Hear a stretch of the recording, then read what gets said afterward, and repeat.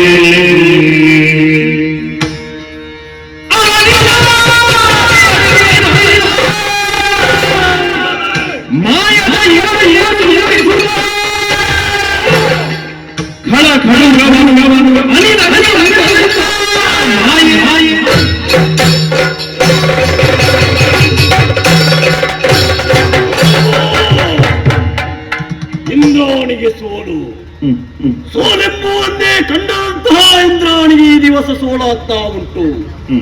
ರಾಮನಿಂದ ಸೋಲಾಯಿತು ಎಂಬುದಾಗಿ ಹನುಮಂತನ ಮುಂದೆ ಯುದ್ಧಕ್ಕೆ ಹೋದರೆ ಹನುಮನಿಂದಲೂ ಸೋಲು. ಕೇವಲ ಒಂದು ಮರ್ಕಟಗಳಿಂದ ಈ ಇಂದ್ರಜಿತ್ತಿಗೆ ಸೋಲು ಬರ್ತದಂತಾದ್ರೆ ನನ್ನ ತಂದೆಯವರಿಗೆ ಕೊಟ್ಟಂತಹ ಭಾಷೆ ವಿಫಲವಾಗಿ ಹೋಯ್ತಲ್ಲ. ಬಿಡಲಾರೆ ಬಿಡಲಾರೆ. ರಾಮಸೇನೆಗೂ ರಾವಣ ಸೇನೆಗೆ ಯುದ್ಧ ಆಗುವುದಾದ್ರೆ ಯಾಕೆ ಯೋಚಿಸಿದೆ, ಸರಿಯಾಗಿ ಯೋಚಿಸಿದೆ. ಇದಕ್ಕೆಲ್ಲ ಇರುವವಳೊಬ್ಬಳೊಬ್ಬಳೇ ಸೀತೆ. ಸೀತೆಗಾಗಿ ರಾಮ ಇಲ್ಲಿವರೆಗೆ ಬಂದಿದ್ದಾನೆಂತಾದರೆ ಸೀತೆಯನ್ನೇ ಇಲ್ಲಿಲ್ಲ ಎಂಬುದಾಗಿ ಮಾಡಿದರೆ ಮತ್ತೆಲ್ಲಿ ಸೀತೆ, ಮತ್ತೆಲ್ಲಿ ರಾಮನಿಯ ಸೀತೆ? ನೇರವಾಗಿ ಹೋಗಿ ಸೀತೆಯನ್ನು ಕಬರಿಯ ಕೈ ಹಾಕಿ ಬಂದು ಸಾಧ್ಯವಿಲ್ಲ ನಮಗೆ. ಅವರ ಹತ್ತಿರ ಹೋದರೆ ಮುಟ್ಟುವುದು ಬಿಡಿ, ದೃಷ್ಟಿ ಇಟ್ಟರೆ ನಾವು ಸುಟ್ಟು ಬೂದಿ ಆಗುವುದಕ್ಕೆ ಸಾಧ್ಯ ಉಂಟು. ಯೋಚಿಸಿದೆ, ಎಲ್ಲವನ್ನು ಮಾಡಬಲ್ಲಂತಹ ಇಂದ್ರಜಿತು ಮಾಯಾ ಸೀತೆಯನ್ನೊಂದನ್ನು ರಾಚಿಸಿ ಬೇರೆಯವರ ಮುಂದೆ ತಲೆ ಕಡಿಯುವುದಲ್ಲ. ನನ್ನ ಬೆನ್ನಿಗೆ ನಾಲ್ಕು ಬಾರಿಸಿದವ ಈ ಪಾಪಿ ಮಗ ಮಂಗ, ಅವನ ಮುಂದೆ ತಲೆ ಕಡಿತೇನೆ.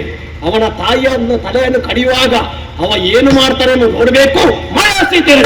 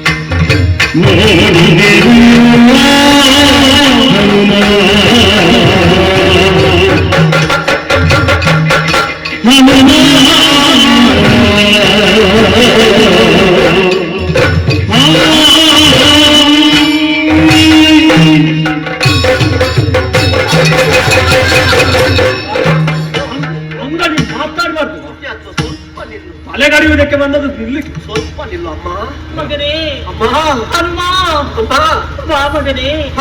ಹತ್ತಿರ ಮಾಕಂದ ನಾನು ಇಲ್ಲೇ ಇದ್ದೇನಮ್ಮ. ಮಗನೇ, ಅಮ್ಮ ನೋಡು ಮಗನೇ, ನನ್ನ ಸ್ಥಿತಿಯನ್ನು ಸರಿಯಾಗಿ ನೋಡು. ನೋಡ್ತಾ ಇದ್ದೇನೆ ತಾಯೇ, ಈ ಕಣ್ಣುಗಳಿಂದ ಅದನ್ನು ನೋಡುವ ಭಾಗ್ಯ ನನಗೆ ಬಂದೋದಕ್ಕಿತ್ತಲ್ಲ ದೇವರೇ. ಕಂದ, ಅಮ್ಮ ಈ ಧೂರ್ತನ ಕೈಯ ವಶದಲ್ಲಿ ಸಿಲುಕಿ ನನಗೆ ಬೇಕು ಆದಂತಹ ಚಿತ್ರಹಿಂಸೆಯನ್ನು ಕೊಡುತ್ತಾ ಇದ್ದಾನೆ ಮಗನೇ. ಕಾಣ್ತಾ ಇದ್ದೇನೆ ತಾಯಿ. ನನ್ನನ್ನು ನೀನೇ ರಕ್ಷಿಸಬೇಕು ಹನುಮ, ನನ್ನನ್ನು ನೀನೇ ರಕ್ಷಿಸಬೇಕು. ನಾನೇ ಸ್ವಲ್ಪ ಪ್ರಯತ್ನ ಪಡ್ತೇನೆ. ಹಾಗೆ ಮಗನೇ, ಸ್ವಲ್ಪ ಹೊತ್ತಮ್ಮ. ಹಾಗೆ. ಓ ಮತಿವಂತ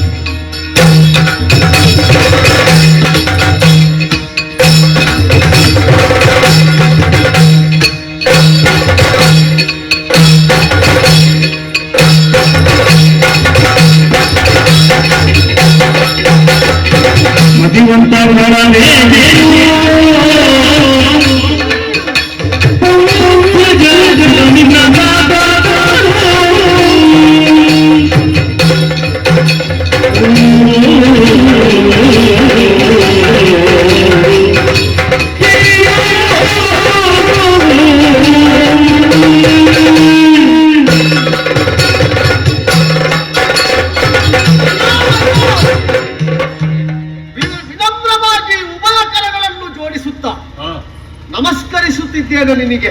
ಈಗ ಪಾಪಿಯ ಯಾವುದಿಲ್ಲಲ್ಲ. ಒಂದು ಸ್ವಲ್ಪ ಹೊತ್ತಿಗೆ ಮುಂಚೆ ನನ್ನ ಕೈಯಲ್ಲಿ ಖಾಡಾಖಾಡಿಯಾಗಿ ಯುದ್ಧಾಂಗವನ್ನು ಪ್ರವೇಶಿಸಿ ಪೆಟ್ಟು ತಿಂದು ಓಡಿ ಹೋದವನು ನೀನು. ತತ್ಕ್ರಮೇಣವಾಗಿ ಕ್ಷಣ ಮಾತ್ರದಲ್ಲಿ ನಮ್ಮಂತಹ ಅಮ್ಮನನ್ನು ಎಳೆದುಕೊಂಡು ಬಂದು ನನ್ನ ಕಣ್ಣೆದುರಿನಲ್ಲಿ ತಲೆ ಕಡಿಯಿತಿ ಅಂತ ಆದ್ರೆ ವಿನಮ್ರವಾಗಿ ಕೈ ಮುಗಿಯದೆ ಮತ್ತೇನು ಮಾಡಲಿ ಹೇಳಿ. ನಿನ್ನದಾದಂತಹ ಘನತೆ ಗೌರವಕ್ಕೆ ಇದು ಅಲ್ಲವಯ್ಯ. ಮತ್ತೆ ಯಾವ್ದು ಸರಿ? ಇದು ಯಾರು? ಮತಿವಂತ ಖಳ. ಖಳರಲ್ಲಿ ಕೆಲವರಿದ್ದಾರೆ, ಮತಿ ಇರುವುದಿಲ್ಲ ಅವರಿಗೆ. ಆದ್ರೆ ನೀನು ಹಾಗಲ್ಲ, ಮತ್ತೆ ಒಳ್ಳೆ ತಲೆ ಇದ್ದವ ನೀನು. ಹೌದಾ? ಇಂದ್ರನನ್ನೇ ಸೋಲಿಸಿ ಶಕ್ರಾರಿ ಎಂಬಂತಹ ಬಿರುದನ್ನು ಪಡೆದುಕೊಂಡವ. ನಿಜ. ಹೌದಾ?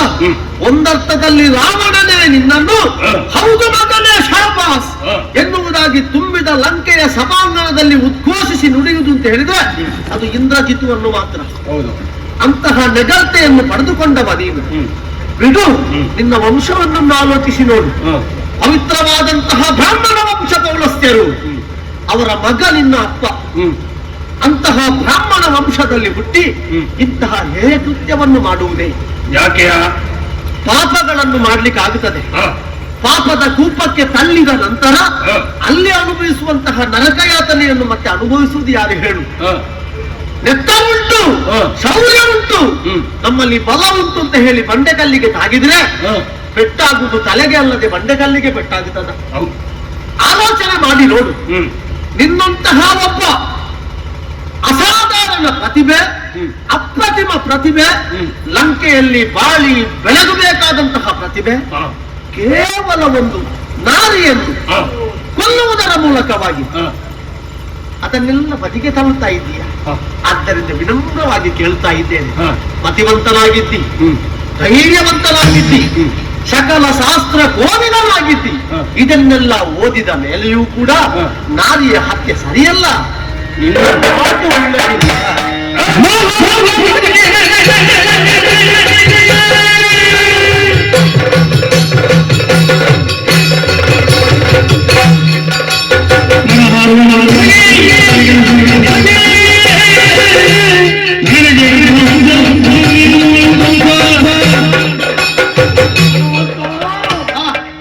ಕಷ್ಟದಲ್ಲಿರುವಾಗ ಕೈಗೊಡ್ದು ಅವರ ಮೇಲೆ ಎಬ್ಬಿಸಿದಂತ ಮೇಲೆ ಅವ ಸುಖದ ದಾರಿಯಲ್ಲಿರುವಂತಹ ವೇಳೆಯಲ್ಲಿ ಕಷ್ಟದಲ್ಲಿ ಯಾರು ಕೈ ಹಿಡಿದಿದ್ದಾರೋ ಅವರನ್ನು ನೆನಪಿನಲ್ಲಿ ಇರಿಸಿಕೊಳ್ಳುವುದಿಲ್ಲಂತೆ. ಹಾಗಾಯ್ತು ನಿನ್ನ ಮಾತು. ಒಂದು ಕ್ಷಣವಂತೆಯರ್ಥವಾಗಿ ನನಗೆ ಬಾಹ್ಯ ಬಂದಂತೆ ಬೈದವ ನೀನು. ನೋಡು, ಆ ಪ್ರಕರಣಕ್ಕೂ ಈ ಪ್ರಕರಣಕ್ಕೂ ಸಾಮ್ಯತೆ ಇಲ್ಲ. ಆ ಪ್ರಕರಣದಲ್ಲಿ ನಿನಗೆ ಹೊಡೆಯುವುದಕ್ಕೆ ಕಾರಣ ಉಂಟು, ಸುಕಾರಣ ಉಂಟು. ಯಾಕೆ ನೀನು ನೇರವಾಗಿ ನನ್ನಲ್ಲಿಯೇ ನಿನ್ನ ರಥವನ್ನು ಚಾಚುತ್ತಿದ್ರೆ ಅಷ್ಟು ಹೊಡಿತಿರ್ಲಿಲ್ವೋ ಏನು? ರಾಮನ ಮುಂದೆ ರಥವನ್ನು ಸಾಗಿಸಿ ಶಬ್ದವೇದಿ ವಿದ್ಯೆಯ ಮೂಲಕ ನಿನ್ನನ್ನು ಅಂಬರದಿಂದ ಕೆಳಗೆ ಇಳಿಸಿ ನಿನ್ನಲ್ಲಿ ಕಾಡಾಕಾಡಿಯಾಗಿ ಯುದ್ಧರಂಗವನ್ನು ಪ್ರವೇಶಿಸುವುದರ ಮೂಲಕವಾಗಿ ಇನ್ನೇನು ಸೋಲು ನಿನಗೆ ಒದಗುತ್ತದೆ ಎಂಬಲ್ಲಿಗೆ ಬೆನ್ನು ಕೊಟ್ಟು ಓಡಿದವ ನೀನು. ಈ ಬೆನ್ನು ಕೊಟ್ಟು ಓಡುವವನನ್ನು ಯುದ್ಧರಂಗದಲ್ಲಿ ಓಡ್ತಾನಲ್ವಾ, ಅವನನ್ನು ಯಾವ ಕಾಲಕ್ಕೂ ನಂಬುವನು. ಅದಕ್ಕೆ ನಿನಗೆ ಎರಡು ಬಿಟ್ಟ ಹನುಮ. ಈ ಸಮಯದಲ್ಲಿ ಇವನು ನನ್ನ ಬಳಿಯಲ್ಲಿ ನನ್ನ ಕತ್ತಿಯ ತಲೆಯನ್ನು ಕೊಡುತ್ತಾ ಇಲ್ಲದಿದ್ರೆ ನೀ ನನ್ನಲ್ಲಿ ಇಲ್ಲಿ ಬಿಡ್ತಿದ್ದೀಯ? ಇಲ್ಲ. ಮಾತಾಡ್ಲಿಕ್ಕೆ ಬಿಡ್ತಿದ್ಯಾ? ಇಲ್ಲ, ಖಂಡಿತವಾಗಿ. ಹಾಗಾದ್ರೆ ಎಲ್ಲದಕ್ಕೂ ನಿಮಗೆ ಬಲಯಾಡಿದಂತಾದ್ರೆ ರಾಮಚಂದ್ರದ ಒಂದಾದ್ರೆ ಇನ್ನೊಂದು ಸೀತೆ. ಸೀತೆ ಇಲ್ಲದಿದ್ರೆ ನೀವೆಲ್ಲರೂ ಇರುವುದಿಲ್ಲ. ನಿನಗೆ ದ್ವೇಷ ಯಾರ ಮೇಲೆ? ಯಾರ ಮೇಲೆ ಅಲ್ಲ, ನಿಮ್ಮ ಮೇಲೆ ದ್ವೇಷ. ಯಾಕಾಗಿ ಸರಿಯಾಗಿ ರಣಕ್ಷೇತ್ರವನ್ನು ನೋಡಂತೆ ಎಷ್ಟು ನಮ್ಮ ಲಂಕಾಧೀಶದ ಸೇನೆಯರು ಅಳಿದಿದ್ದಾರೆ ನೋಡು. ಇವರೆಲ್ಲ ಸತ್ತದ್ದು ಯಾಕಾಗೆಂದರೆ ನಿಮ್ಮವರ ಬಾಣಗಳು ಅಲ್ಲ, ನಿಮ್ಮಲ್ಲಿರುವಂತಹ ರೆಂಬೆ ಕೊಂಬೆಗಳ ಪೆಟ್ಟಿನಿಂದ ಸತ್ತಿದ್ದಾರೆ. ಯಾವುದಕ್ಕಾಗಿ ಸತ್ತಿದ್ದಾರೆ? ಸೀತೆಯಲ್ಲಿ ಉಳಿಸಿಕೊಳ್ಳಬೇಕು, ಲಂಕೆಯ ಮಾನ ಪ್ರಾಣವನ್ನು ಕಾಪಾಡಬೇಕೆನ್ನುವಂತ ಉದ್ದೇಶದಿಂದ ಸತ್ತಿದ್ದಾರೆ. ಹಾಗಾಗಿ ನೀನು ಬಂದು ಸೀತೆಯನ್ನು ಬಿಡು, ಕೊಲ್ಲಬೇಡ ಅಂತ ಕೇಳಿದ್ರೆ ಬಿಡುವುದಕ್ಕೆ ಅರ್ಥವೇ ಹೇಳು. ಈಗೀಗ ಸೀತೆಗೋಸ್ಕರ ನಿನ್ನವರು ಇಷ್ಟು ಜನ ಮಡಿದಿದ್ದಾರೆ ಎಂಬುದಾಗಿ ಹೇಳ್ತಾ ಇದೆಯಲ್ಲ ಇಂದ್ರಾರಿ. ಒಂದು ವೇಳೆ ಸೀತೆಯ ತಲೆ ಕಡಿದೆ ಎಂದಾದ್ರೆ ನಿನ್ನ ಲಂಕೆ ಉಳಿದಿತ್ತು ಅಂತ ಆಲೋಚನೆ. ಯಾರ ಹೇಳಿದ್ದು? ಸೀತೆಯನ್ನು ಕೊಂದರೆ ನಿಮ್ಮ ಎಲ್ಲರ ವಿಷಯ ಮುಗಿದ ಅಂತ ಅರ್ಥ, ನೀವು ಸೋತಿರಿ ಅಂತ ಅರ್ಥ. ಇಂಥ ಇಷ್ಟು ಜನರ ಸಾವಿಗೆ ಕಾರಣವಾದಂತ ಈ ಸೀತೆ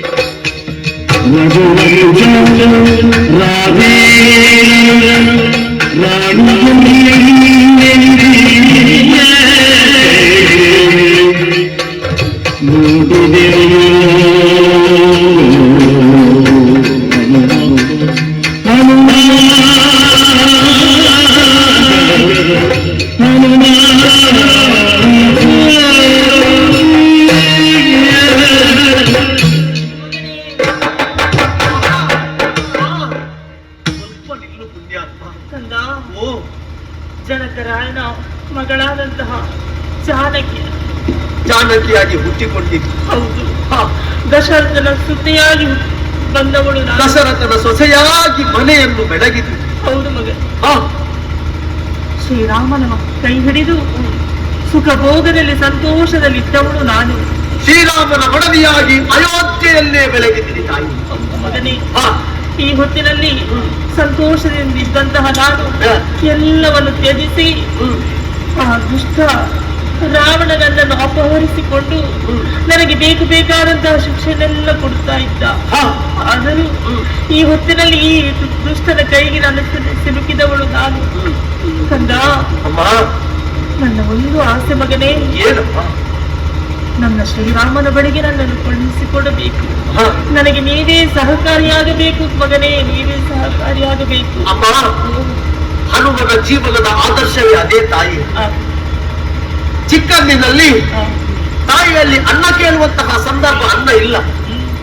ನವದತ್ತನಿಗೆ ನೋಡಿದಾಗ ನನಗೆ ಕಾಣ ಸಿಕ್ಕಿತು ಒಂದು ಫಲ, ಅದನ್ನು ಎಣಿಸಿ ನವಕ್ಕೆ ಹಾರಿದೆ ತಾಯಿ. ಆದರೆ ನಾನು ಬಯಸಿದ್ದು ಫಲ ಅಲ್ಲ, ಮತ್ತೆ ಸೂರ್ಯ ಅಂತ ತಿಳಿಯಿತು. ದೇವೇಂದ್ರನ ವಜ್ರಾಯುಧದ ಘಾತದಿಂದಾಗಿ ನನ್ನ ಹನು ಬಾಕಿತು. ಅದರಿಂದಲೇ ಹನುಮಂತ ಎನ್ನುವಂತಹ ಹೆಸರು ಬಂತು. ಮರಳಿ ತಾಯಿಯನ್ನು ಸೇರಿದೆ. ಇನ್ನು ಏನು ಮಾಡಲಿ ಅಂತ ಕೇಳುವಾಗ ತಾರಕ ಮಂತ್ರದ ಅಧಿಪತಿಯೊಬ್ಬ ನಿನಗೆ ಸಿಗುತ್ತಾನೆ. ನಿನ್ನ ಜೀವನ, ನಿನ್ನ ಬಾಳು ಬೆಳಗುತ್ತಿದ್ದಾಳೆ ಅವನಲ್ಲಿ ಮಾತ್ರ. ಅವನ ದಾಸನಾಗಿ ನಿನ್ನ ದಾಸತ್ವವನ್ನು ಅವನಲ್ಲಿ ಸ್ವೀಕರಿಸಿಕೋ, ಅವನನ್ನು ದೇವನೆಂದು ಸ್ವೀಕರಿಸಿಕೋ ಎನ್ನುವಂತ ತಾಯಿ ಆಡಿದ ಮಾತು. ಅಂದಿನಿಂದ ಇಂದಿನವರೆಗೆ ಅಲ್ಲ, ಹನುಮನ ಉಸಿರು ಇರುವವರೆಗೆ ರಾಮನೊಬ್ಬನೇ ದೇವ. ನೀನೇ ನನ್ನ ತಾಯಿ ಎಂಬುದಾಗಿ ನಾನು ಮನಸ್ಸಿನಲ್ಲೇ ಸಂಕಲ್ಪಿಸಿಕೊಂಡವ ತಾಯಿ. ನಿನ್ನ ಇಂತಹ ಹೀನಾಯ ಸ್ಥಿತಿಯನ್ನು ಕಂಡು ಮರುಗದಷ್ಟು ಕ್ರೂರಿ ನಾನಲ್ಲ. ಕೊನೆಯದಾಗಿ ಒಂದು ಪ್ರಯತ್ನವನ್ನು ಮಾಡ್ತೇನೆ ತಾಯಿ. ಇಲ್ಲಿ ನಾನೊಬ್ಬ ಇದ್ದೇನೆ, ನೀವೇ ಮಾತಾಡ್ತೀನಿ. ಅಯ್ಯ, ನೀನು ಕೊಲ್ಲಿಕ್ಕೆ ಹೊರಟದ್ದು ಯಾರನ್ನು ಗೊತ್ತುಂಟ? ಯಾರನ್ನು? ಸೀತೆಯಾಗಿರ್ಬಹುದು, ಆದ್ರೆ ಯಾರು ಸ್ತ್ರೀ ಪುಣ್ಯಾತ್ಮ.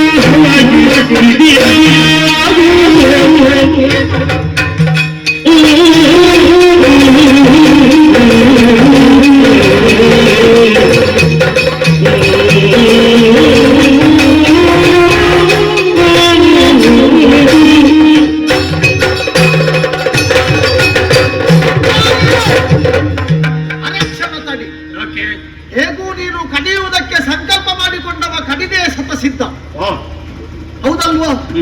ಹಾಗಂತೇಳಿ ಸ್ವಲ್ಪ ಅರೆಕ್ಷಣ ತಡ ಮಾಡು. ಯಾಕೆಂತ ಹೇಳ್ತೇನೆ, ನೀನು ಕಡಿಯಲಿಕ್ಕೆ ಹೊರಟಂತಹ ಜೀವಿ ಯಾವುದೆಂದು ನೋಡಿಕೊಳ್ಬೇಕು.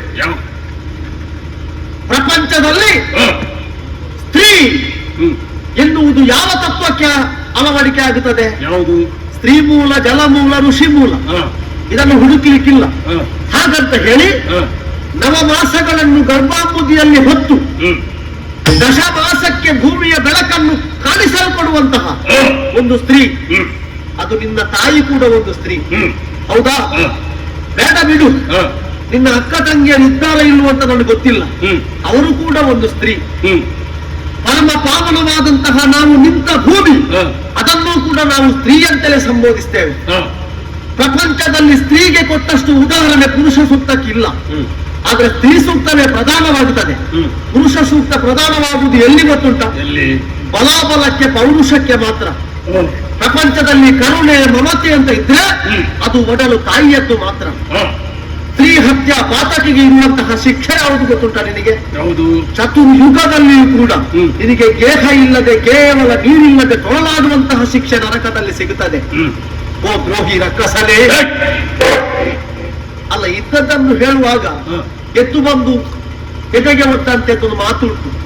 ದ್ರೋಹಿ ರಕ್ಕಸ ಅಂತ ಯಾಕೆ ಹೇಳಿದೆ? ಯಾಕೆ? ಇಲ್ಲದಿದ್ರೆ ಕಾಡಾಕಾಡಿಯಾಗಿ ನಮ್ಮಲ್ಲಿ ಯುದ್ಧ ಮಾಡುವುದನ್ನು ಬಿಟ್ಟು ತಾಯಿಯನ್ನು ಎಳೆದುಕೊಂಡು ಬಂದು ನೀನು ತಲೆ ಕಡಿಯುತ್ತಿ ಹೇಳುವಾಗ ಮತ್ತೆ ನೀನು ದ್ರೋಹಿ ಅಲ್ಲದೆ ಮತ್ತೇನು? ಹೌದಾ? ಬಿಡು. ಓ ಒಳ್ಳೆಯ ರಕ್ಕಸನೆ, ನನಗೆ ನನ್ನ ಕೆಲಸ ಆಗ್ಬೇಕಲ್ಲ. ನಿನ್ನ ಕೆಲಸ ಆಗ್ಬೇಕಿದ್ರೆ ಯಾವ ರೀತಿ ಬೇಕಾದ್ರೂ ಮಾತಾಡ. ಹಾಗಲ್ಲ. ಮತ್ತೆ ದ್ರೋಹಿ ರಕ್ಕಸ ಅಂತ ಯಾಕೆ ಹೇಳಿದೆ? ಯಾಕೆ? ನೀನು ಮಾಡಿದ್ದು ದ್ರೋಹವೇ. ಈಗ ಸೀತೆಯನ್ನು ಕದ್ದುಕೊಂಡು ಹೋದದ್ದು ಯಾರು? ಯಾರು? ನಿನ್ನ ಅಪ್ಪ. ಹೌದು. ಕದ್ದುಕೊಂಡು ಹೋದವನಿಗೆ ಮದುವೆ ಆಗಲಿಕ್ಕೆ ಆಯ್ತಾ? ಇಲ್ಲ. ಅಥವಾ ಆ ಸ್ತ್ರೀಯನ್ನು ಅನುಭವಿಸಲಿಕ್ಕೆ ಸಾಧ್ಯವಾ? ಇಲ್ಲ. ಹೌದಾ? ಅದಕ್ಕೂ ಒಂದು ದಿವಸ ಅಂತ ಉಂಟು. ಉಂಟಲ್ವಾ? ಲಂಕೆಯ ದೂರದಲ್ಲಿ ಅಶೋಕಾವನದಲ್ಲಿ ಇರಿಸಿಕೊಂಡು ಕಂಡುಕೊಂಡು ಬರ್ತಾ ಇದ್ದವ. ನೀನೇ ಆಲೋಚನೆ ಮಾಡಿ ನೋಡು. ನಿನ್ನ ಅಪ್ಪನಿಗೆ ಮುಟ್ಲಿಕ್ಕೆ ಆಗಲಿಲ್ಲ, ಮತ್ತೆ ನಿನಗೆ ಮುಟ್ಲಿಕ್ಕೆ ಆಗುತ್ತೆ. ಮುಟ್ಟಿದ್ದೇನಲ್ಲ ಇಲ್ಲಿ. ಹೌದು, ಅದರಲ್ಲೂ ಏನೋ ನಿನ್ನ ಪೌರುಷದ ಪ್ರತೀಕಾಷ್ಠೆ ಉಂಟು ಅಂತ ನಾನು ಅರ್ಥವಿಸಿಕೊಂಡಿದ್ದೇನೆ. ಆದ್ರೆ ಒಂದು ಮಾತು ಹೇಳ್ತೇನೆ, ಏನು? ಸ್ತ್ರೀ ಹತ್ಯೆ ಸಲ್ಲದು. ಸಲ್ಲದು. ದ್ವಿತೀಯರಲ್ಲಿ ಅಂದ್ರೆ ಪ್ರಪಂಚದಲ್ಲಿ ಅಗ್ಗಲದ ಹೆಗ್ಗಳಿಕೆಯನ್ನು ಪಡೆದಂತಹ ಯಾವನೇ ಒಬ್ಬ ಸ್ತ್ರೀ ಹತ್ಯೆಯನ್ನು ಮಾಡಿದ ಅಂತಾದ್ರೆ ಈ ಜನ್ಮಕ್ಕಲ್ಲ, ಮುಂದಿನ 7 ಜನ್ಮಕ್ಕೂ ಕೂಡ ನರಕದಲ್ಲಿ ಹುಟ್ಟಿ ಪಾಪದ ಕೂಪದಲ್ಲಿ ಬೆಳೀತಾನೆ. ಇದನ್ನು ನೀನು ಕೂಡ ಓದಿರ್ಬೋದು, ನಾನು ನಿನಗೆ ಪಾಠ ಮಾಡಬೇಕು ಅಂತ ಅಗತ್ಯ ಇಲ್ಲ. ಆದ್ದರಿಂದ ಈಗ ಇಷ್ಟರವರೆಗೆ ನಾನು ರಾಮದಾಸನಾಗಿದ್ದವ, ಯಾರನ್ನೂ ಕೂಡ ದಾಸತ್ವದಲ್ಲಿ ಒಪ್ಪಿಕೊಂಡವನಲ್ಲ. ಸಾಯುವುದಿದ್ರು ರಾಮದಾಸನಾಗಿ, ಇನ್ನು ಮುಂದಿನ ಜನ್ಮದಲ್ಲಿ ಹುಟ್ಟಿ ಬರುವುದಿದ್ರು ಕೂಡ ರಾಮದಾಸನಾಗಿ. ಆದ್ರೆ ನಿನ್ನಲ್ಲಿ ಒಂದು ಮಾಡಬಲ್ಲೆ, ನಿನ್ನ ದಾಸನಾಗ್ಲಿಕ್ಕೆ ನನಗೆ ಆಗುವುದಿಲ್ಲ. ಯಾಕೆ? ದಾಸನಾದ್ರೆ ನಾನು ಸತ್ತಾಗಲ್ಲ, ರಾಮ ಸತ್ತ ಹಾಗೆ. ರಾಮ ಸತ್ತ ಅಂತ ಆದ್ರೆ ನಮ್ಮ ಪ್ರಪಂಚಕ್ಕೆ ಯಾವುದಾದ್ರೂ ಬೆಳಕುಂಟ? ಇಲ್ಲ ಅಂತ ಲೆಕ್ಕ. ಕೈ ಮುಗಿದು ಕೇಳಿಕೊಳ್ತೇನೆ, ಏನು? ವೈದೇಹಿಯನ್ನು ಎನ್ನೊಡನೆ ಬಿಟ್ಟು ನಿನ್ನ ತೋಳಿನಲ್ಲಿ ಇನ್ನೂ ಬಲ ಉಂಟು ಅಂತಾದ್ರೆ, ನಿನ್ನ ಭುಜಗಳನ್ನು ತಾಕುವುದಕ್ಕೆ ಇನ್ನೂ ನಿನಗೆ ಸ್ಪರ್ಶದ ಜ್ಞಾನ ಉಂಟು ಅಂತಾದ್ರೆ, ಈಗ ಹನುಮ ತಯಾರಾಗಿದ್ದಾನೆ. ಅವಳನ್ನು ಬಿಡು.